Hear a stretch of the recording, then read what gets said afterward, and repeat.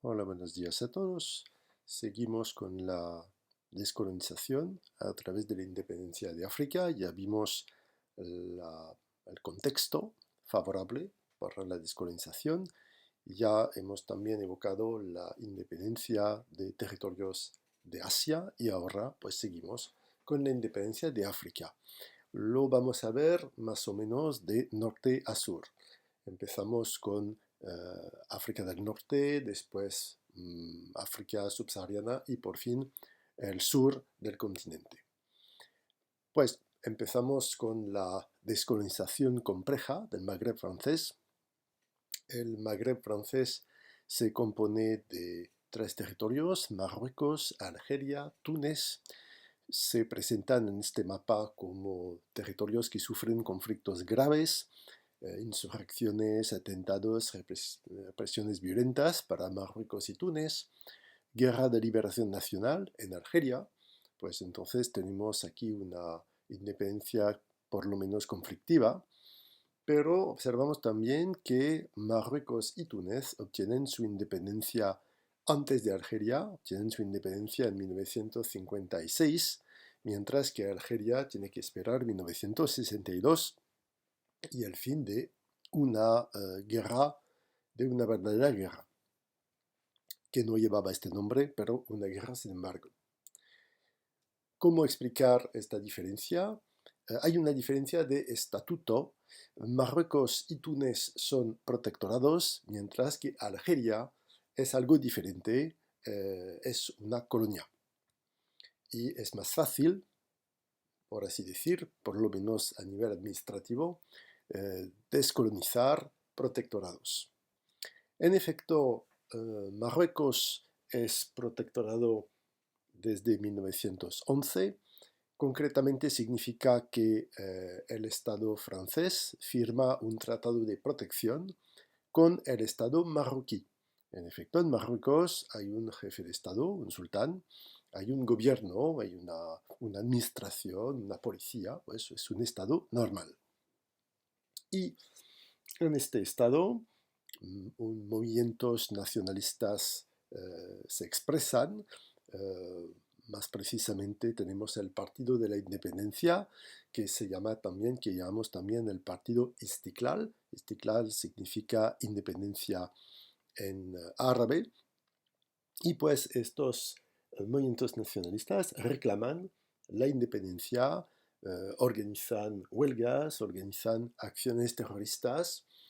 Por ejemplo, tenemos aquí una fotografía tomada en Casablanca. Es una fotografía del atentado en el mercado central de Casablanca en diciembre de 1953, que es el primero de una serie de atentados que se producen en Marruecos, más o menos hasta la independencia.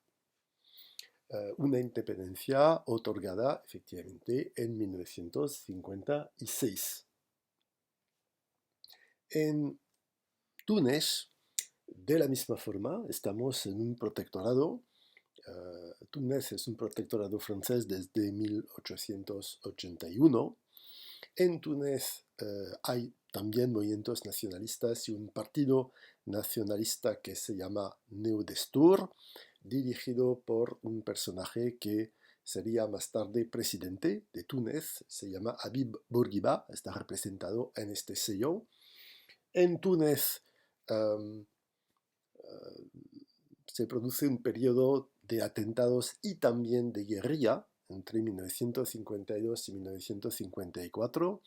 El gobierno de Pierre Mendès France está listo para negociar y otorga en 1954 una autonomía a Túnez y por fin Túnez obtiene en 1956 su plena independencia con el fin del protectorado.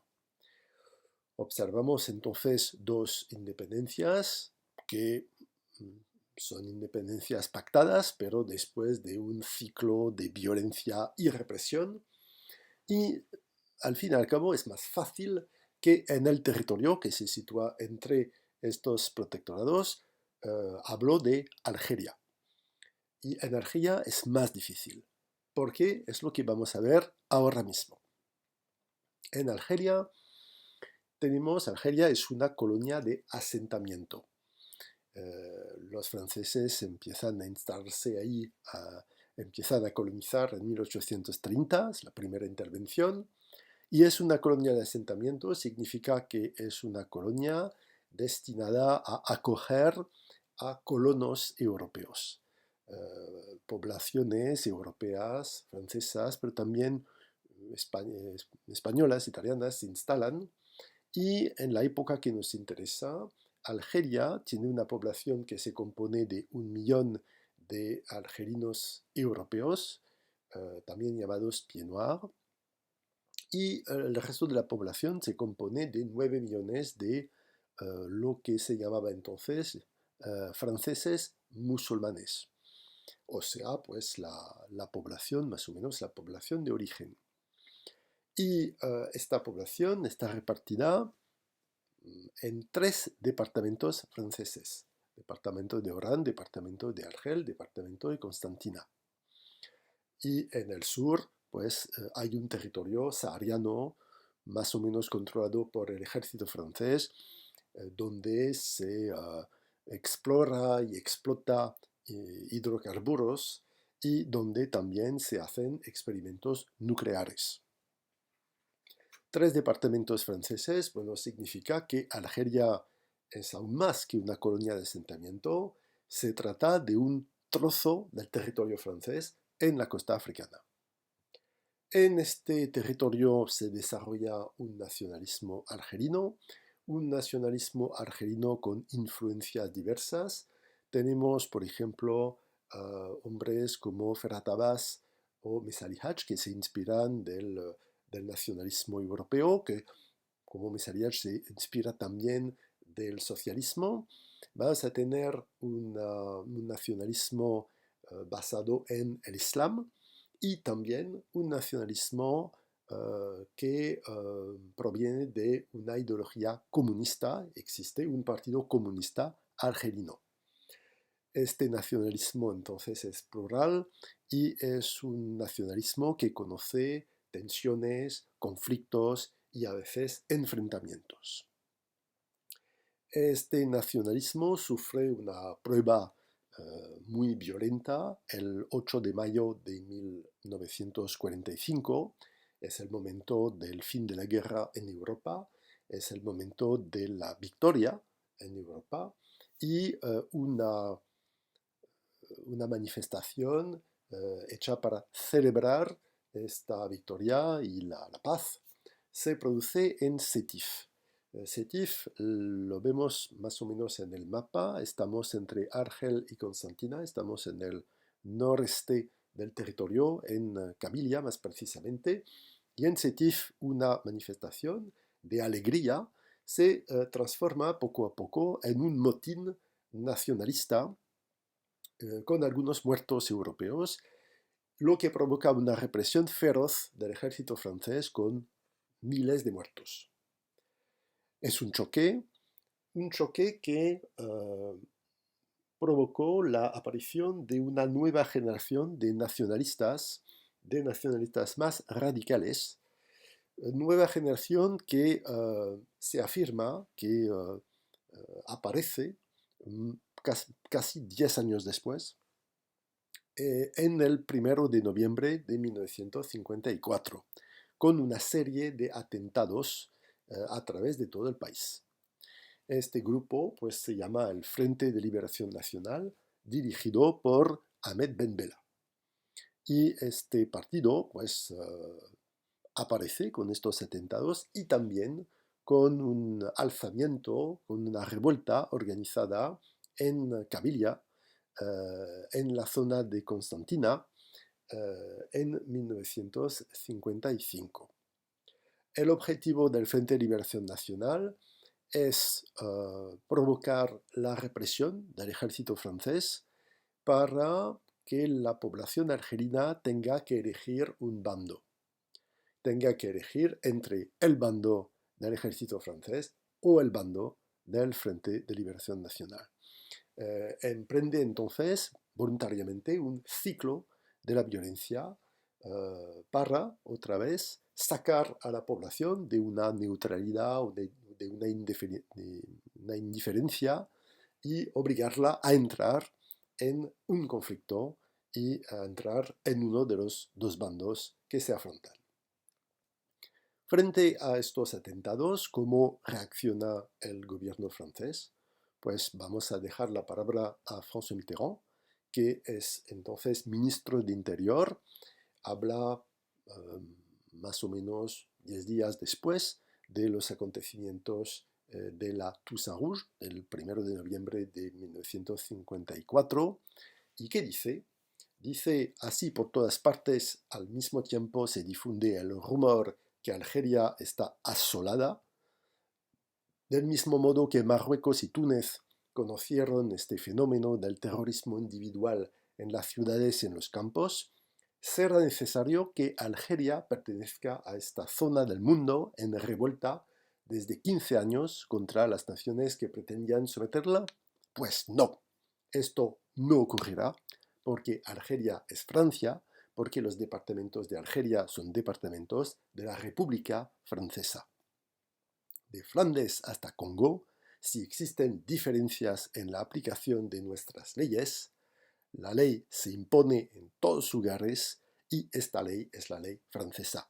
Se trata de la que votan ustedes porque solo hay un único parlamento y una única nación en los territorios de ultramar como en los departamentos de Algeria, como en la metrópoli. No se trataba solo de reprimir, de pasar a la contraofensiva militar para reconquistar un territorio que no habíamos perdido, se trataba de afirmar por las poblaciones que podrían preocuparse que en cada momento, cada instante, la defenderíamos. Pues lo que dice claramente es que no hay que debatir. Algeria es un territorio francés y entonces Francia tiene el deber de proteger a la población y de restablecer el orden. Y que la situación es distinta si la comparamos con lo que pasó en Marruecos y Túnez. Pues así empieza lo que hoy en día llamamos la guerra de Algeria. En aquella época solo se hablaba de los sucesos de Algeria. Oficialmente no se trata de una guerra, sino de restablecer el orden en el territorio de la República. Sin embargo, empieza concretamente un conflicto asimétrico. Vemos aquí un gráfico que presenta la evolución de los efectivos del Ejército de Liberación Nacional, pues concretamente de las tropas del Frente de Liberación Nacional, que podemos comparar con los efectivos del ejército francés. Vemos que el ejército francés se compone de profesionales, muchos regresan de Indochina y no quieren conocer otra derrota. Dicen más o menos que no quieren conocer otro Dien Bien Phu. Tenemos también los jóvenes del servicio militar a partir de 1956 y también auxiliares argelinos, pues soldados reclutados de forma local que llamamos arquis. Y notamos la gran diferencia entre los efectivos de la guerrilla y los efectivos del ejército francés. Es bastante impresionante y es un poco lo que pasa también, es el mismo tipo de lucha que podemos observar un poco más tarde en Vietnam. Pero Vietnam es una guerra que se conoce por películas, por testimonios, pero la guerra de Algeria es algo que los franceses cuentan mucho menos. Los soldados franceses que la han vivido hablan poco de lo que pasó. Hay una gran discreción. ¿Cómo podemos explicar esta memoria muy discreta del conflicto? Pues lo que pasa es que el ejército francés es muy numeroso y la mayoría de los soldados han conocido sobre todo patrullas, guardias, mucho tiempo de espera y más o menos lo que muchos podrían contar es solo un gran aburrimiento. Es solo esperar el fin del servicio militar para volver a la vida normal. Es lo que muestra el dibujo de Jean-Claude Mézières, dibujante de cómic, que vemos aquí.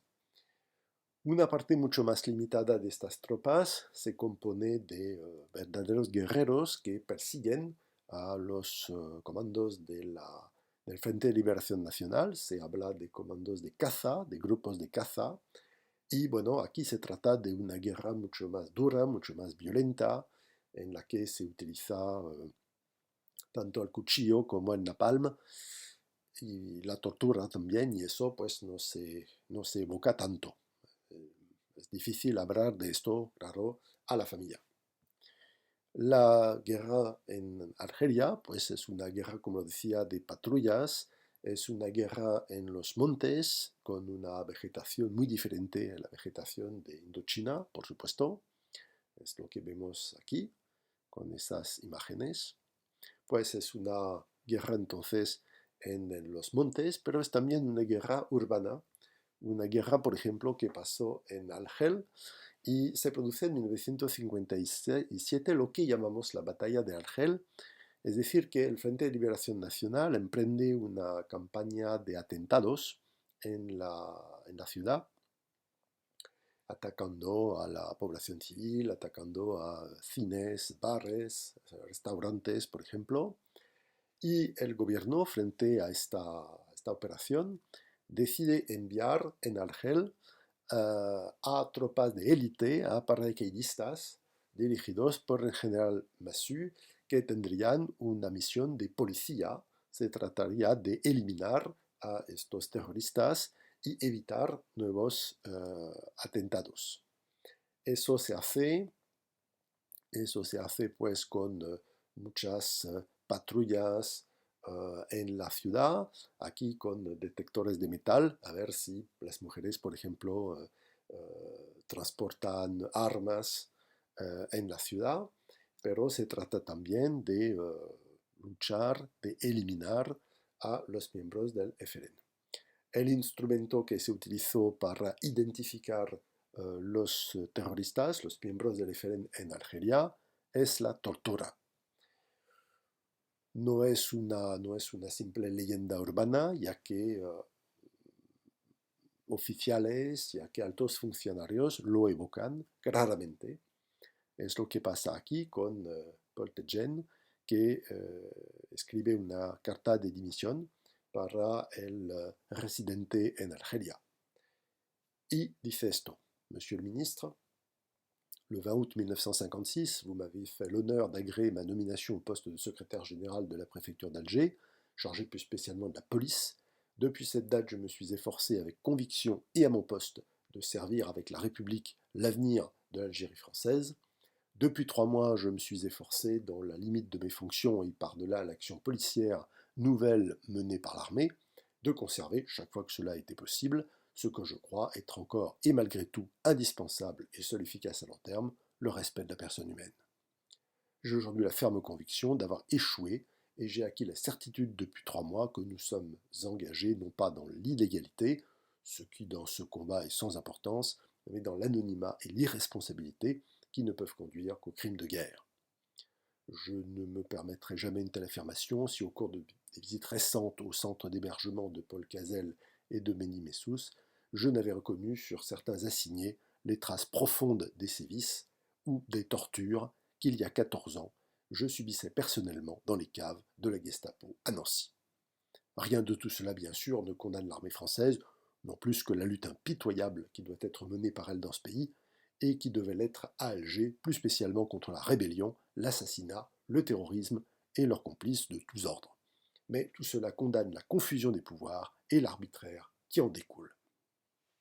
Pues si Paul Tejen no condena medidas excepcionales que necesita la situación, especialmente frente a la amenaza terrorista en Argelia, pues no acepta una evolución que lleva a hacer lo mismo que la Gestapo o que lleva a crímenes de guerra.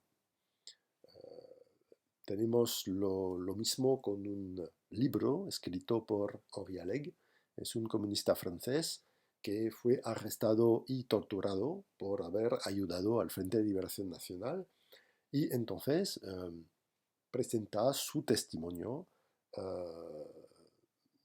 evoca su experiencia propia en este libro que se ha vuelto famoso. La situación entonces en el país, pues, la situación en el territorio algerino es una situación difícil, es una situación de enfrentamientos, una situación de plenos poderes al ejército y es una situación que tiene consecuencias en el territorio francés, en la metrópoli, ya que provoca una crisis política muy grave. En efecto, la población europea de Argelia tiene miedo, piensa que va a ser abandonada por, por el gobierno y el ejército francés que está presente en Argelia piensa lo mismo y por eso se produce en 1958 un alzamiento en Argel de la población civil y también del ejército en Algeria. Y todos llaman, piden la vuelta al poder del general de Gaulle porque piensan que es el único que puede solucionar el conflicto, que puede proteger una Argelia francesa. Frente a la amenaza de golpe de Estado militar, de intervención en la metrópoli de los paracaidistas, el presidente de la República considera que para evitar una crisis y, por qué no, una guerra civil, la mejor solución es pedir al general de Gaulle que forme un nuevo gobierno, entonces que se vuelva presidente del Consejo. Es exactamente lo que pasa. El general de Gaulle se vuelve jefe del gobierno, recibe los plenos poderes para solucionar la situación en Argelia y para proponer también una nueva constitución. Pero eso es otra historia que evocaremos en su debido tiempo. De Gaulle en 1958 hace un viaje a Algeria y se expresa en Argel en un discurso famosísimo. Vamos a oír un fragmento de este discurso que es muy importante y vamos a ver lo que dice.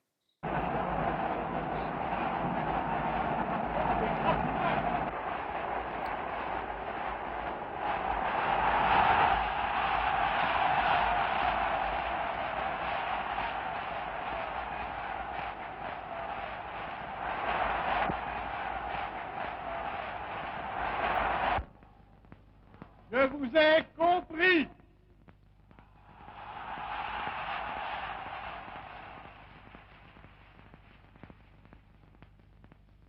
Je sais ce qui s'est passé ici.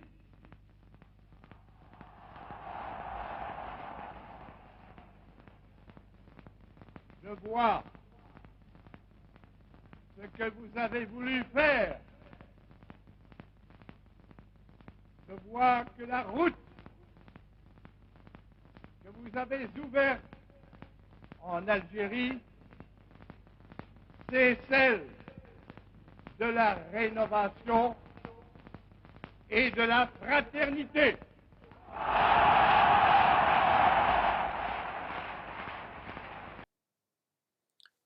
Bueno, es un discurso muy bien acogido por el público.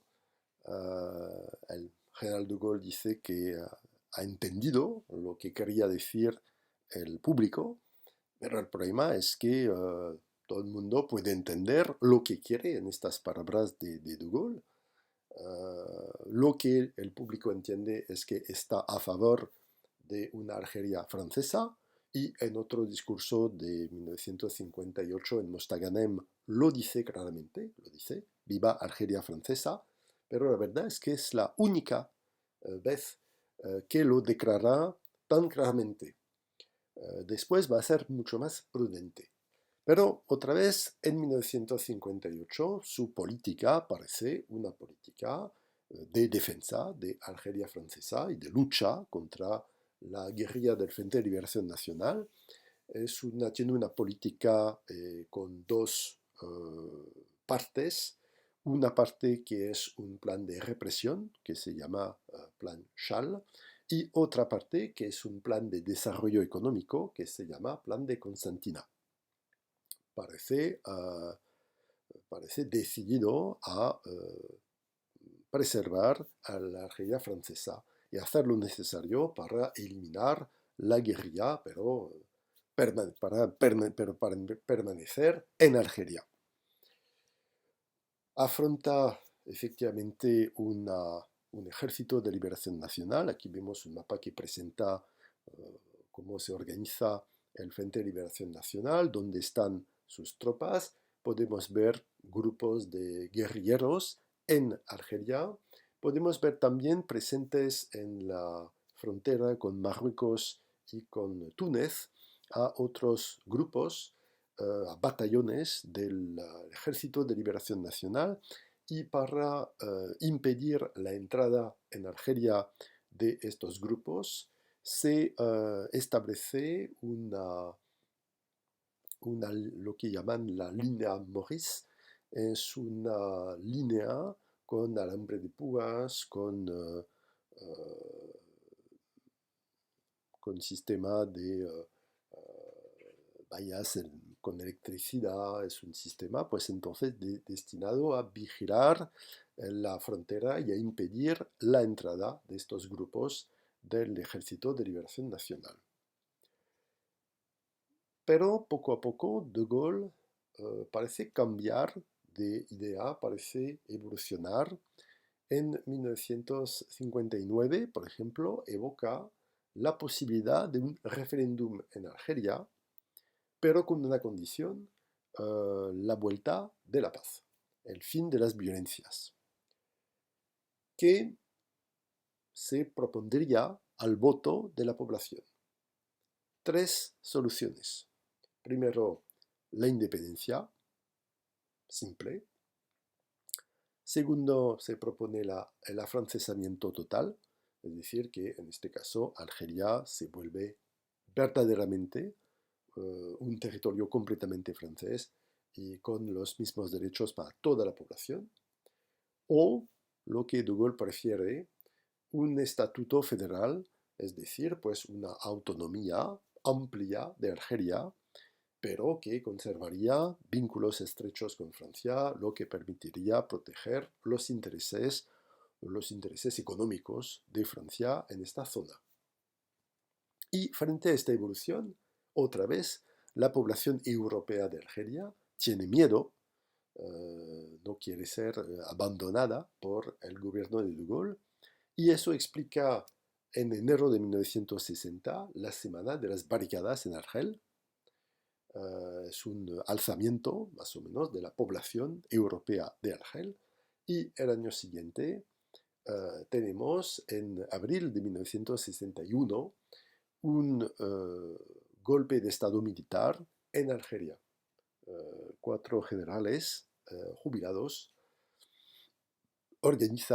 encabezan este golpe de Estado militar que el general de Gaulle hace fracasar rápidamente por una intervención en la televisión.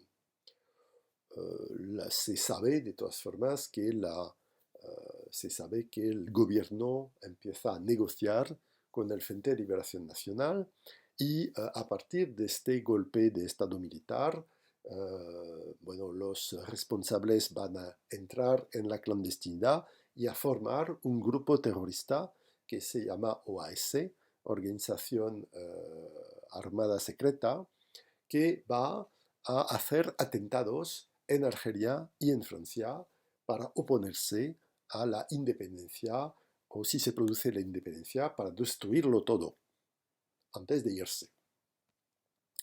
A pesar de todos estos esfuerzos, el 12 de marzo de 1962 se firman los acuerdos de Vian que acuerdan a Argelia su independencia, es el momento pues, del alto el fuego. Y aparte de esto, bueno, tenemos en Algeria escenas de alegría, como está, con banderas argelinas. Para resumir todo este episodio, que es muy importante, tenéis que conocerlo porque es un episodio central para nosotros de la descolonización y es también un episodio importante en la evolución política de Francia que estudiaremos más tarde. Por eso lo voy a resumir en un friso cronológico para que todo eso sea bastante nítido. Empezamos con una manifestación nacionalista, un motín nacionalista en Sétif, que provoca una represión feroz del ejército francés. Esta represión muy dura provoca un choque que se manifiesta un poco menos de 10 años después, con el nacimiento del Frente de Liberación Nacional y en la serie de atentados del 1 de noviembre de 1954, lo que llamamos la Toussaint Rouge, y también con la revuelta de la zona de Constantina en agosto de 1955. Con estos acontecimientos empiezan lo que llamamos la Guerra de Algeria. El gobierno francés da plenos poderes al ejército. Los profesionales que vienen de Indochina van directamente casi a Algeria y a partir de 1956 el gobierno envía también a los hombres, a los jóvenes del servicio militar. Y por eso tenemos una presencia masiva del ejército francés en Argelia. En 1957 se produce la batalla de Argel y en 1958, el 13 de mayo, un alzamiento en Argel de la población civil y también del ejército pide la vuelta al poder de De Gaulle y efectivamente De Gaulle forma un gobierno y llega al poder. Dos momentos importantes, dos protestas contra el abandono. Enero de 1960, Semana de las Barricadas en Argel, y abril de 1961, el golpe de Estado militar también en Argel. Y a pesar de todo esto, de todas estas reacciones de la población europea de Argelia, el 12 de marzo de 1962 se firman los acuerdos de Évian y se otorga la independencia a Argelia. Aquí, así se acaba pues, la descolonización y la descolonización conflictiva de África del Norte y vamos a ver ahora cómo se realizan las independencias pactadas del África subsahariana. Vamos a ir un poco más hacia el sur y vamos a ver lo que pasa pues aquí principalmente en África francesa y también británica. Vamos a empezar con los territorios franceses. Los territorios del Imperio francés son primero África occidental francesa, África ecuatorial francesa, la isla de Madagascar y también el pequeño territorio estratégico porque se sitúa entre el Océano Índico y el Mar Rojo de Djibouti, que antes se llamaba Costa Francesa de Somalíes. ¿Cómo se realiza, cómo se hace concretamente el proceso de independencia, el proceso de emancipación del África subsahariana francesa? Es lo que vamos a ver aquí también con un friso cronológico. Empezamos con un cambio que se produce en 1946. En 1946 Francia cambia de constitución, se establece la constitución de la Cuarta República y en esta constitución pasamos del imperio colonial francés a la Unión Francesa. Ya no hay un imperio, hay una Unión Francesa y ya no se habla de colonias, se habla de departamentos de ultramar que pueden enviar diputados al Parlamento francés. 10 años más tarde se vota la ley Marco de Fer, la loi cadre de Fer, por el nombre de Gaston de Fer, ministro de las colonias, y esta ley otorga una autonomía a los departamentos de ultramar con una asamblea elegida en cada territorio. Y es importante porque con esta ley empieza una verdadera vida política, un debate político en los diferentes territorios africanos de Francia. Y en 1958, pues con el paso de la Cuarta República a la Quinta República, ya no hablamos de Unión Francesa, ahora hablamos de Comunidad Francesa. Pero en 1958 hay un referéndum. Los franceses tienen que decir si aceptan la nueva constitución y los territorios de ultramar deben decidir si aceptan o no la comunidad francesa. Si la aceptan, pues la integran. Si la rechazan, pues se encuentran independientes de inmediato. Y es lo que pasa con Guinea. Guinea vota no y entonces se encuentra de inmediato y de hecho independiente. Los otros territorios pues integran la comunidad francesa, pero existe en los estatutos la posibilidad de pedir la independencia y es lo que Senegal hace el 4 de abril de 1960. Senegal pide su independencia, la obtiene. Senegal pues seguido por los otros territorios, casi todos los otros territorios. Vemos así pues Senegal que se vuelve independiente el 4 de abril, los otros territorios siguen su ejemplo. El único territorio que se queda francés es Djibouti, que solo se independiza en 1977. Y así pues tenemos una independencia verdaderamente pactada. Bueno, se puede entender, estamos en 1960, Francia está en plena guerra de Algeria y pues prefiere evitar otra guerra, otro conflicto colonial. Mientras tanto, tenemos la independencia otorgada por los británicos en la misma zona. Vamos a tomar dos ejemplos. Primer ejemplo, el ejemplo de la colonia de la Costa de Oro, Gold Coast en inglés, que se vuelve independiente en 1957 con el nombre de Ghana. Este territorio, bueno, tiene un líder nacionalista carismático, que vemos aquí en la portada del periódico Time, se llama Kwame Nkrumah. Y este territorio pues, se vuelve independiente, pero integra el Commonwealth, pues lo que los británicos llaman British Commonwealth of Nations, y lo que podríamos traducir en español como Mancomunidad Británica de Naciones. Es importante para los británicos porque el Commonwealth es una especie de comunidad que reúne Reino Unido con sus antiguas colonias y bueno, es la oportunidad de mantener relaciones culturales, económicas y políticas. Esta voluntad de mantener vínculos la vemos en esta fotografía bastante graciosa, ya que se trata de la reina Isabel II en visita oficial en Ghana, que baila con Kwame Nkrumah. Y bueno, la verdad es que eso da una imagen un poco idílica de la relación entre Ghana y Reino Unido. La verdad es que fue un poco más complejo y mucho más tenso. Precisamente la descolonización británica no es siempre sencilla y no es pacífica. Lo vemos con lo que pasó en Kenia.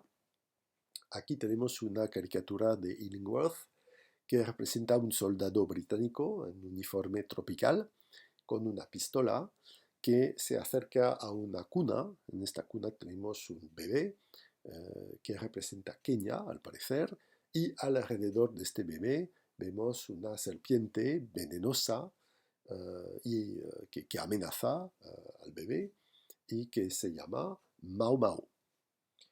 Bueno, ¿de qué se trata? Aquí estamos en Kenia y en Kenia se produjo una rebelión, se produjo un alzamiento de una población de Kenia que se llama Mau Mau.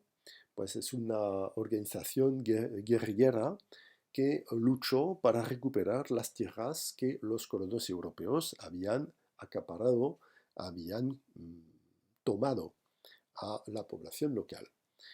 Lo que pasó, pues lo resume bastante bien, lo que había pasado antes, lo resume bastante bien el líder nacionalista de Kenia, que se llama Jomo Kenyatta.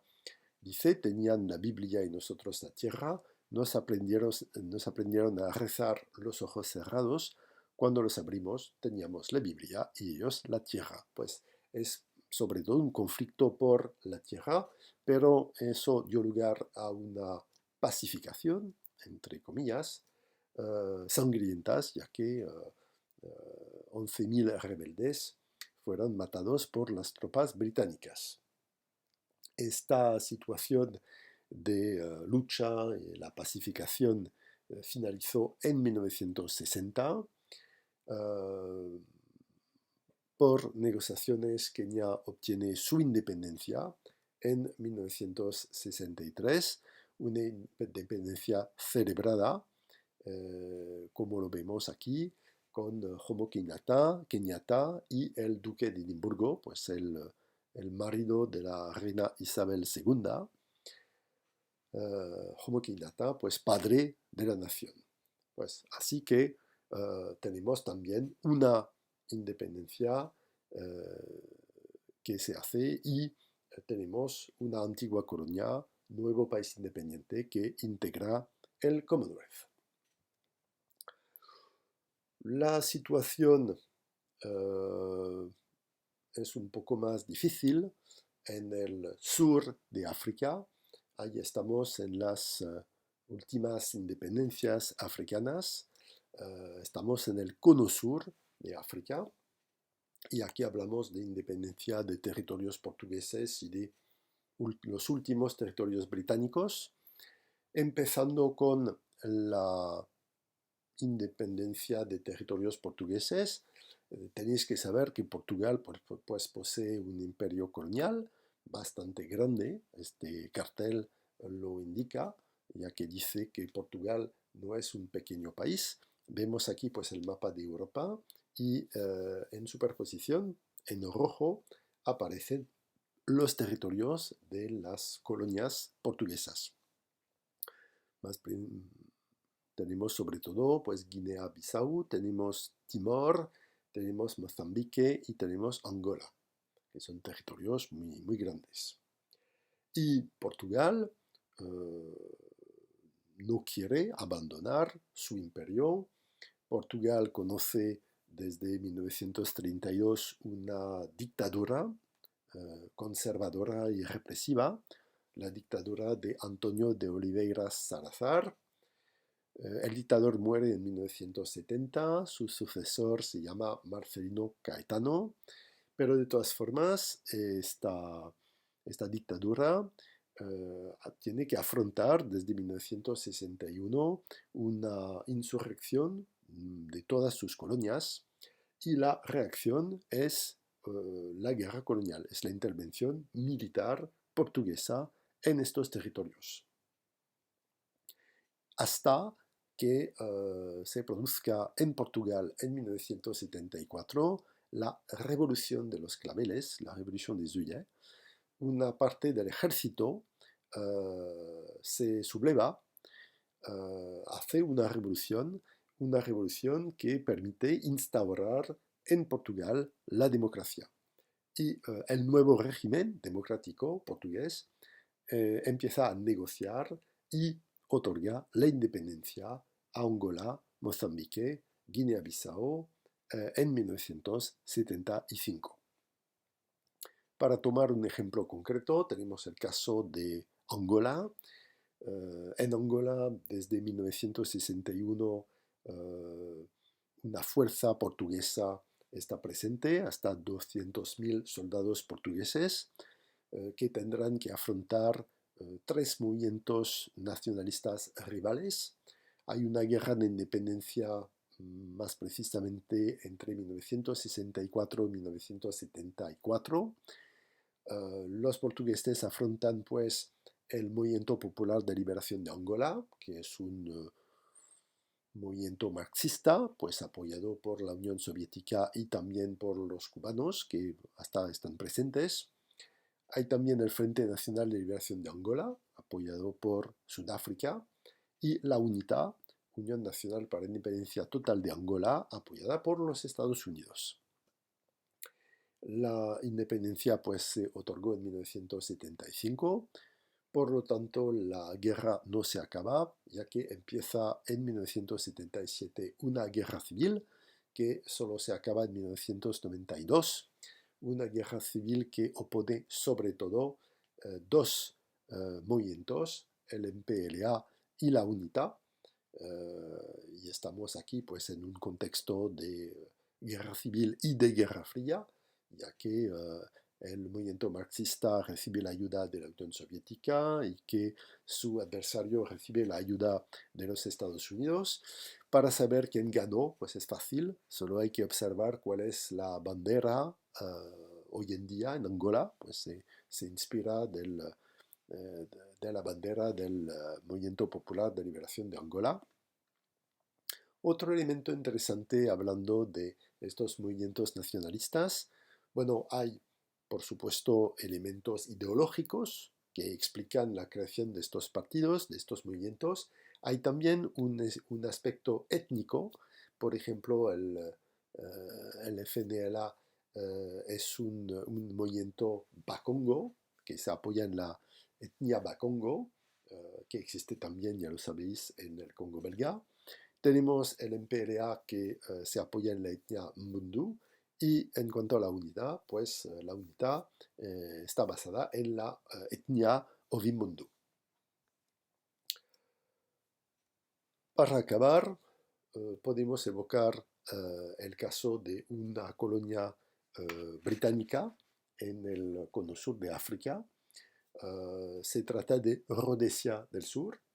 Rhodesia del Sur es un territorio, es una colonia británica en la que en 1965 la minoría blanca en el poder proclama de forma unilateral la independencia. Y entonces pasamos de Rhodesia del Sur a Rhodesia, pero esta dominación de una minoría europea no fue aceptada por la mayoría africana, lo que provoca una guerrilla que se acaba en 1980 con la victoria del líder africano que se llama Robert Mugabe. Y Mugabe es el que decidió cambiar el nombre del país, que pasó de Rhodesia, que es un nombre que viene de Cecil Rhodes, que es un británico de la época de la colonización, es un responsable británico de la época de la colonización, a Zimbabue, que es un nombre que se relaciona con la historia antigua de África y de esta zona de África más precisamente.